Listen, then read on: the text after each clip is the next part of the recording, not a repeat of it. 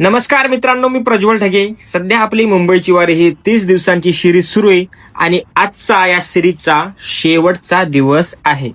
या सिरीजमध्ये मी मुंबईत आल्यावर माझ्यासोबत काय काय घडलं, मुंबई नेमकी कशी आहे याबद्दल सगळं सांगितलंय. तर मित्रांनो, एकूण 30 दिवसांची ही सिरीज होती. या सिरीजमधून भरपूर गोष्टी शिकायला मिळाल्या. विशेष म्हणजे अनेक लोकांचे मेसेजेस आले.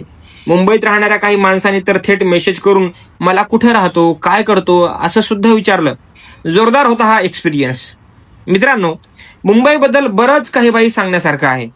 इथं पावला पावलावर तुम्हाला नवा अनुभव मिळतो, नवे लोक भेटतात. त्यामुळं इथं तुम्हाला भरपूर काही सारं शिकण्यासारखं आहे. या शहराला लोक लय घाबरतात, म्हणजे फार गर्दी असते, इथे लोकांची लूट होते, अशा काही वदंत आहेत. अनेकांना या शहरात वाईट अनुभव आले पण असतील, मला पण आलेच की. पण हे शहर मात्र तुम्हाला स्वप्न पाहायला शिकवतं, तुम्हाला आयुष्याशी झगडायला शिकवतं. या गोष्टी नाकारून चालणार नाही बरं. या शहरानं अनेकांना त्यांची स्वप्न दिली. काही लोकांची स्वप्न पूर्णही झाली, काही लोक आजही झगडतायत.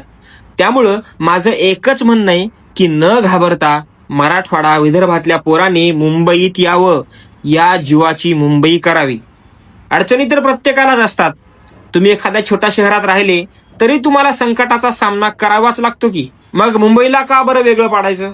फरक फक्त एवढाच आहे की या शहराला वेग फार आहे. तुम्हीच तुमचे स्वामी आणि तुम्हीच तुमचे रक्षण करते असं या शहरात जगावं लागतं.